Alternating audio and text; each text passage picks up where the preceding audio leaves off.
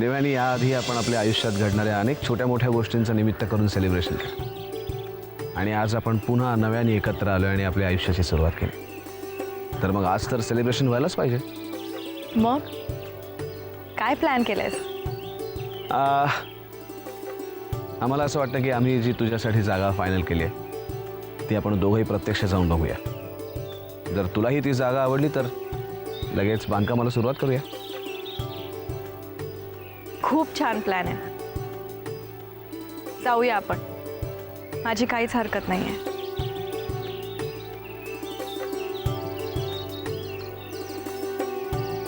जाण्यापूर्वी एकच मिनिट.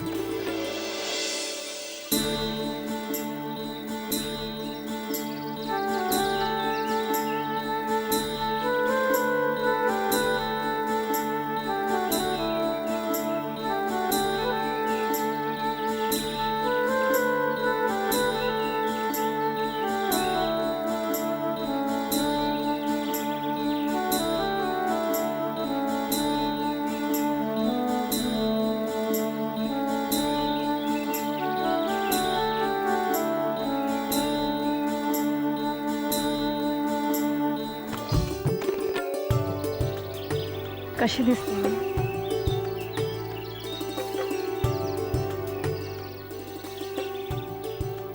राजेश शिर्केंची कुलपती.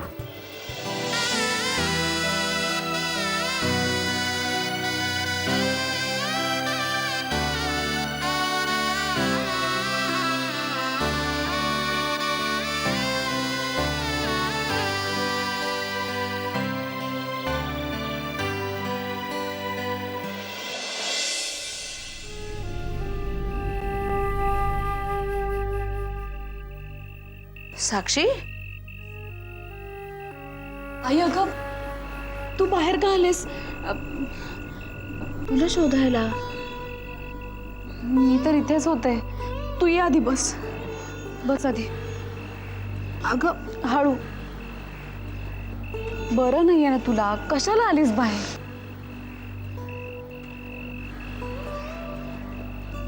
साक्षी, साक्षी, अगं तू जेवली नाहीस नीट. कशाला पुन्हा पुन्हा तोच तोच विचार करत बसतेस बाळा? त्याने काय होणार आहे? आई अगं माझ्यामुळे तुझी ही अवस्था झाली आहे आणि तू म्हणतेस काय होणार?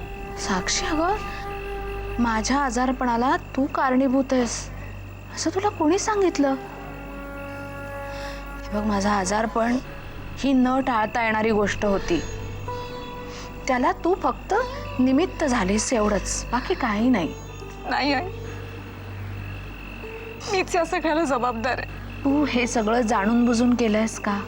नाही आई, पण आई अगं माझ्या आयुष्यात हे असं काही घडेल हे माझ्या ध्यानीमध्ये सुद्धा नव्हतं. राज माझा विश्वासघात करेल मी कधी स्वप्नात सुद्धा नव्हतं पाहिलं. लहानपणापासून IPS होण्याचं स्वप्न पाहिलं होतं मी आणि संशयित म्हणून माझ्याकडे पाहिलं जाईल याचा कधी विचार सुद्धा नाही केला मी. आई, आई हे असं अचानक माझ्या आयुष्यात कधी घडलं मला कळलं सुद्धा नाही. सतत सतत हेच विचार मनात सारखे येत आहेत. बघ, तू ते रडणं थांबव. आयुष्य जगायचं असेल तर हे सगळं असं का घडलं याचा विचार करणं पहिलं थांबव. आपण ठरवल्याप्रमाणे सगळं घडायला लागलं तर मग आयुष्य कशाला म्हणायचं? नाही आई, ज्याच्यामुळे हे सगळं झालंय त्याला मी नाही सोडणार. साक्षी, हे बघ, तुझ्या आयुष्यात जे घडायचं ते घडून गेलंय. कदाचित ते सगळं कुणालाच टाळता आलं नसतं म्हणून घडलंय असं समज. आता माझंच घे ना. तुमच्या दोघींसारखी माझी काही खूप मोठी स्वप्न नव्हती ग. माझं एक छानसं घर असावं, ते घर मी नीट छान सांभाळावं, माझं एक चांगलं कुटुंब असावं, इतकं साधं स्वप्न घेऊन आले होते मी या घरात. एवढं छोटंसं स्वप्न असूनही नवऱ्याची वाट पाहत मला आयुष्यभर राहावं लागेल असं कधी ध्यानीमनी आलं नाही माझ्या. मोठी सून असूनही जन्मभर कुणाचा तरी जाच सहन करावं लागेल असं कल्पनेतही नव्हतं माझ्या. पराक्रमी सैनिकाची पत्नी असूनही स्वतःचे निर्णय स्वतः न घेणारी, परिस्थितीमुळे हताश झालेली, आजारपणामुळे खचलेली, खंगलेली, म्हणून लोक आपल्याकडे सहानुभूतीनं पाहतील असंही कधी नव्हतं वाटलं मला. पण तरी मी जगत आले, कारण माझं आत्तापर्यंत हरवलेलं आयुष्य मला तुम्हा दोघींच्या डोळ्यात दिसतंय. आता तू ठरव, तुला नक्की काय करायचंय ते. पण हे ठरवताना माझी हरवलेली साक्षी मला लवकरात लवकर सापडेल याची मात्र काळजी घे.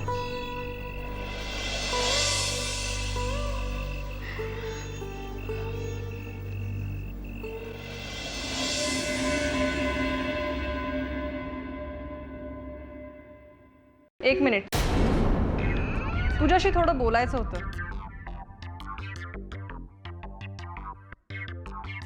बोल ना.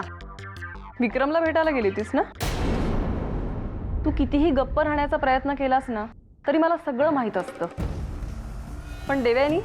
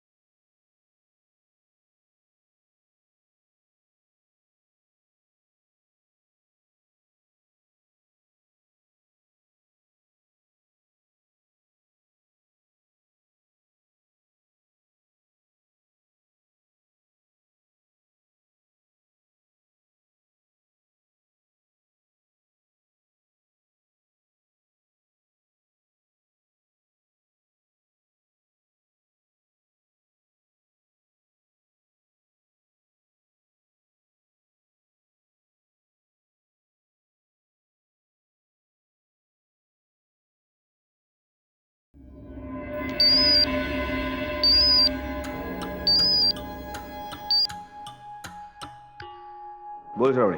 आता बोलण्यासारखं काय राहिलंय? काय झालं? कशाबद्दल बोलतेस तू? तुला काय झालंय तेच कळत नाहीये मला.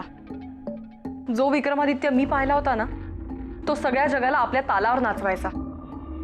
पण तोच विक्रमादित्य आज एका सामान्य मुलीच्या तालावर नाचताना दिसतोय. तुला देवयानी बद्दल बोलायचं का? हो, मला देवयानी बद्दलच बोलायचंय. अरे, केवळ स्वतःच्या स्वार्थासाठी तुझ्या घरच्यांबरोबर पैशाचा व्यवहार केलाय तिने आणि म्हणून तुला नकार दिलाय. विक्रम, तुला आजही असंच वाटतं की तिचं खरंच तुझ्यावर खूप प्रेम आहे? हे बघ श्रावणी, आम्ही आत्ताच देवयानीला भेटून आलोय आणि आम्हाला असं वाटतं की तिने तिची बाजू आमच्यासमोर मांडली. हे बघ विक्रम, ते सगळं जाऊ दे, ते मला माहिती आहे. मला त्या देवयानीशी काही घेणं देणं नाहीये रे. मित्र म्हणून मला तुझी खूप काळजी वाटते म्हणून सांगावंसं वाटतं. तू त्या देवयानीला अजून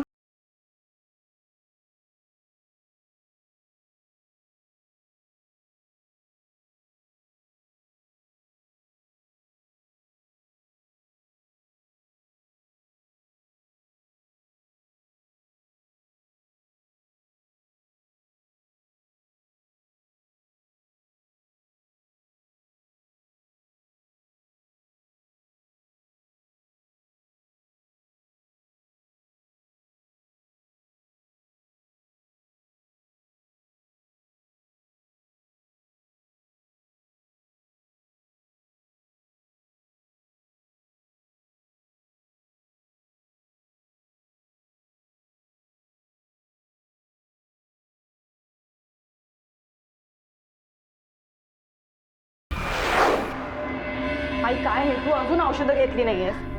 साक्षीने सुद्धा तुला दिली नाही. घे लवकर आता.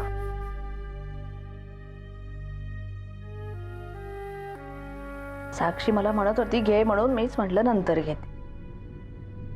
देऊ बस इथे जरा बस बस. मला बोलायचंय तुझ्याशी. काय झालं? बोल ना. हे बघ मला समजलंय सगळं. म्हणजे मकरंनी सांगितलंय मला सगळं माझ्या आजारपणात. आणि साक्षीला तुरुंगातून सोडवताना राजेश शिर्केंनी खूप मदत केली आहे तुला ना. हो होय. मला माहिती आहे सहजासहजी तू कुणाकडूनही अशी मदत घेणार नाहीस. काहीतरी खास कारण असल्याशिवाय तू ती मदत घेतलीही नसशील. विक्रमादित्यचं आणि तुझं नातं लक्षात घेऊन तू ती मदत स्वीकारलीस हो ना. देव आता तरी मला सगळं खरं खरं सांग ना. पुरे झाली ही लपवालपवी. आई तू म्हणतेस ते खरं आहे, पण तू अजून आमच्या नात्याला परवानगी कुठे दिलीस? तुला वाटतंय तेवढं ते सोपं नाहीये ग बाळा. मी आई आहे तुझी आणि हा तुझ्या आयुष्याचा प्रश्न आहे. तेव्हा जो काही निर्णय घ्यायचा तो सगळ्या बाजूनी पूर्ण विचार करूनच मला घ्यायला हवा ना. तुला नाही कळायची माझ्या मनाची घालमेल. जेव्हा आई होशील ना तेव्हाच कळेल. आई मी पूर्ण विचार केलाय. अगं तुम्ही विचार करूनच निर्णय घेता का? साक्षीनं नाही का तिच्या मनानं काय तो विचार करून निर्णय घेतला होता. पण जाऊ दे. आता तू मला एक सांग, तुझा विक्रमादित्यवर पूर्ण विश्वास आहे ना? हो. बस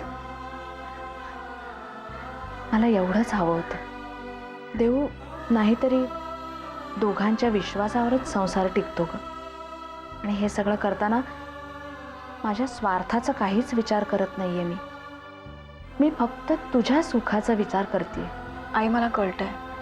विश्वास ठेव माझ्यावर. मी कुठचंही चुकीचं पाऊल नाही उचलणार. माझ्या दोघी मुलींवर पूर्ण विश्वास आहे. साक्षीच्या बाबतीत सुद्धा जे घडलं ना त्यात तिचा अजिबात दोष नव्हता. आता कुठलाही निर्णय घेण्याआधी मला विक्रमादित्यला एकदा भेटायचंय. फक्त माझ्या समाधानासाठी. आई मी सांगते त्याला, तो नक्की तुला भेटायला येईल.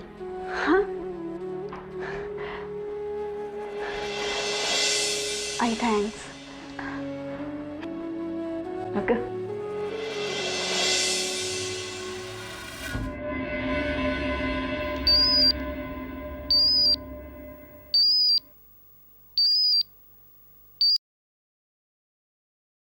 बोला. हाय. आज काय विशेष? स्वतःहून फोन केलास? का नको होता करायला? असं नाही, बोल ना. विक्रम, आईला ना तुला भेटायचं आहे. तू येशील घरी आईला भेटायला? अरे येशील म्हणून काय विचारतेस? नक्कीच येऊ मी. आणि असंही आपल्याला उद्या प्रॉपर्टी बघायला जायचं आहे, तेव्हा त्याचीही तुझ्या आईकडनं परवानगी घेऊ. चालेल ना? हां, पण त्याआधी आईला नक्की भेट. हां, देवाने आम्हाला जर शक्य झालं असतं तर उद्याच तुझ्या आईची आपल्या लग्नासाठी परवानगी घेतली असती. आणि जाताना तुला आमच्यासोबत आम्ही घेऊनही गेलो असतो. आता पुरे. हे जरा जास्तच होतंय. हां, अजिबात नाही. आम्ही तर आत्ताही तुझ्याशी लग्न करायला तयार आहोत, पण तुलाच घाई नाहीये. पाच ठेवू फोन. जसं तुम्ही म्हणाल तसं बाईसाहेब. तुमच्या शब्दाच्या बाहेर होत का आम्ही? उद्या नक्की येतो आम्ही. Good night and sweet dreams. Bye. Hello. हां, I love you. Love you.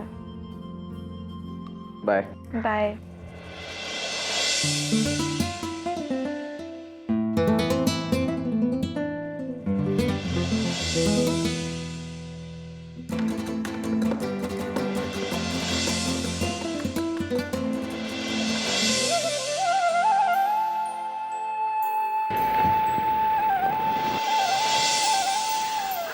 विक्रम कसा आहेस?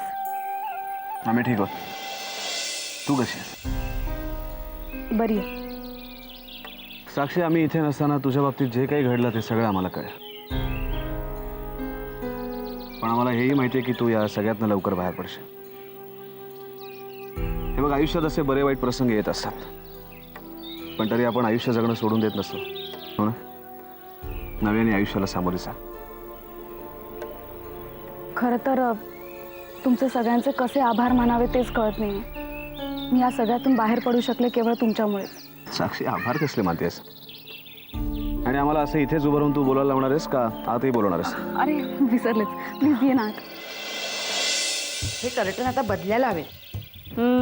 हां, ही शेड मस्त आहे. त्यांना सांगते आणि लगेच बदलून टाकते. ये ना बस. अय्या, विक्रमादित्य तुम्ही? श्रावू पाहिलंच का कोणाला? तुम्ही श्रावूशी गप्पा मारत बसा, मी पटकन चहा पाण्याचं बघते. हाय विक्रम, कसा आहेस? आपण किती दिवसांनी भेटतोय ना. मला खात्री होतीच आज ना उद्या तू येशील आणि मला नक्की भेटशील. असंही कोणी यावं आणि आपल्या फ्रेंडशिपमध्ये मिसअंडरस्टँडिंग क्रिएट करावं इतकी तक्रार नये ना आपली मैत्री. बरोबर बोलते ना मी? साक्षी, अगं देवयानी कुठे आहे ना घरात? हो आहे ना आत. मी माझी वाट बघते तुझी. मी बोलवते, बस ना तू.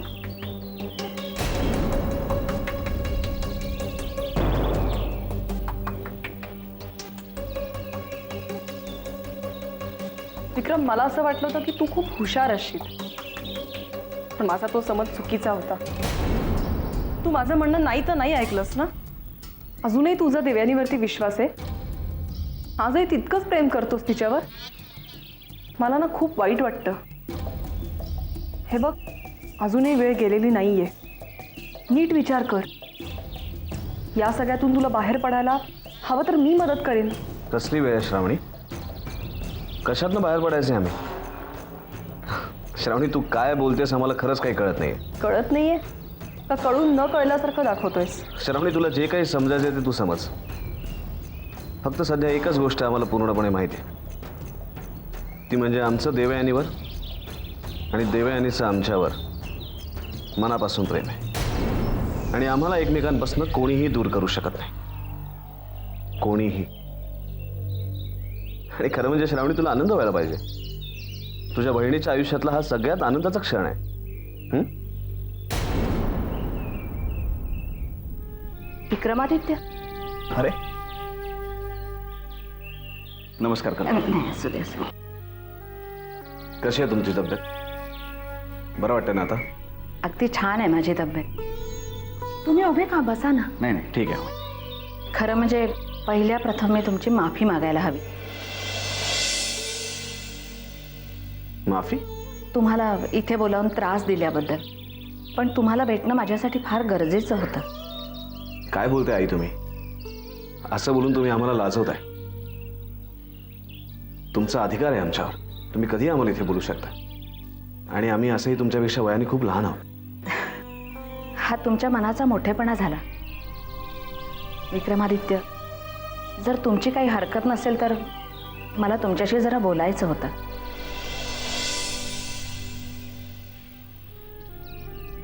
हो, देवयानीने आम्हाला सांगितलं. काय बोलायचं आहे? बोला ना. आपण आज जाऊन बोलूया.